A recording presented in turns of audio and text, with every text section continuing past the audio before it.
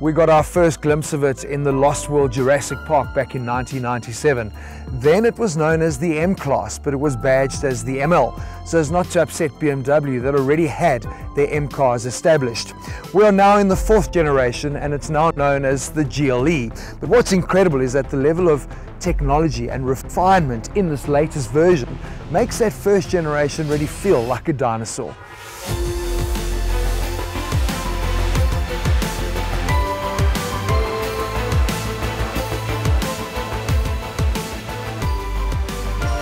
Yes, I know, styling is of course super subjective, and a lot of you feel that this new GLE is a little bit bland, maybe Merc's playing it too safe.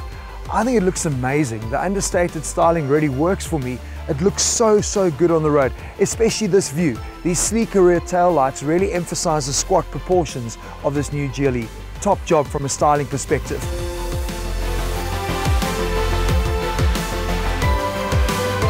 The new GLE is significantly wider, marginally lower, but crucially the wheelbase has been extended, so interior comfort is certainly improved. When it comes to which GLE you buy, well, there are 3 engines to choose from. The 300D is powered by a 2-litre turbo diesel. The 400D has Mercedes' most powerful diesel engine ever, a 3-litre power plant with 234 kilowatts and 700 Newton meters. And 1 petrol. That petrol actually comes with a mild hybrid system. And yes, of course, the AMG 53 and 63S will be added to the lineup in 2020.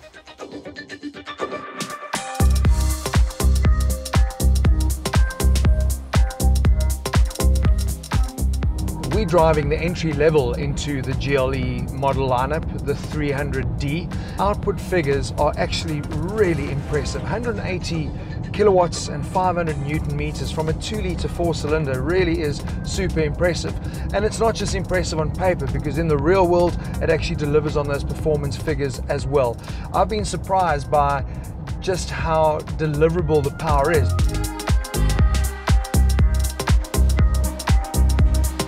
From a transmission perspective, every single derivative is running with their 9-speed automatic transmission, and there's no objections from me. In actual fact, you forget that it's even changing gears, which is really cool.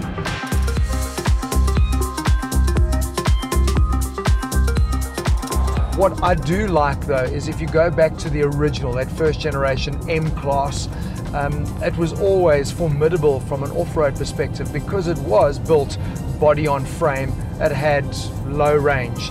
But from the 2nd generation on, it was quite clear that the GLE was moving into being really slick in the city.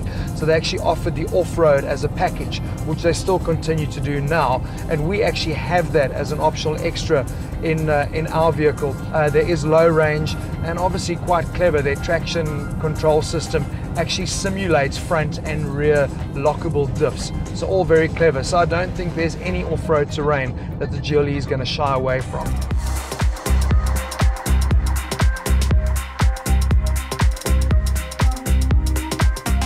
From a driving perspective, what I've really enjoyed is just how comfortable the seats are. You feel like you could easily tackle a 1,000-kilometer long trip without a break. But also cool, we've got all this amazing technology right there displayed proudly, and it's really easy to interact with the MBUX system. And I don't just mean by using the "Hey Mercedes." What can I do for you? Nothing, I'm busy doing a link. I'll speak to you now, thanks. I'm actually talking about how you can engage with it from your thumbs. What I love is I've obviously got 2 massive screens, and I can interact and engage with both of them. Left thumb for the infotainment section, and obviously right thumb is giving me my driving perspective here. And just for me in general, the way the interior is laid out certainly looks super cool.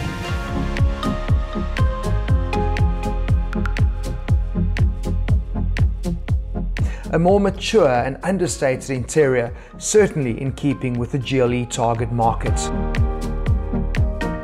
Passengers benefit from the increased dimensions with 69mm more legroom, 35mm more headroom.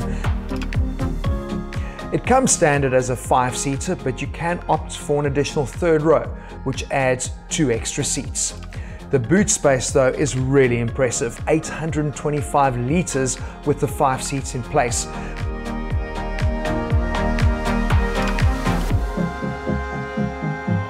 So yes, a beautifully presented interior, but, and I am going to bring this up, I feel like they're still kind of letting themselves down from a quality perspective. A lot of the materials that they use for me just, I don't know, just don't feel premium enough. I'm not the only one that's saying it. It seems to be a general feeling within the motor industry, and it's a pity. It just doesn't feel like the quality of a Mercedes-Benz that I grew up with.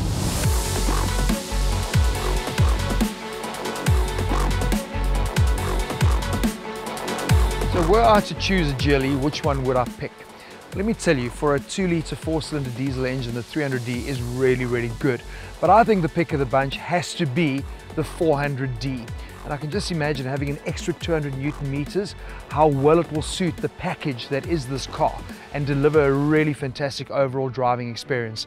I wouldn't bother with a 450 at all. Seriously, if you've got a petrol craving, wait for the AMG 53 or 63S that'll be coming out early next year. They may have been the first in this segment, but my goodness me, how the landscape has changed since 1997. There are now so many really good competitors to choose from. This 4th generation GLE certainly has upped the game. It's got a lot more space, more comfort, and loads more tech, and fantastic engines for you to choose from. But the thing is, so have all the competitors. And for me, I just don't think this GLE is the T-Rex in the park anymore.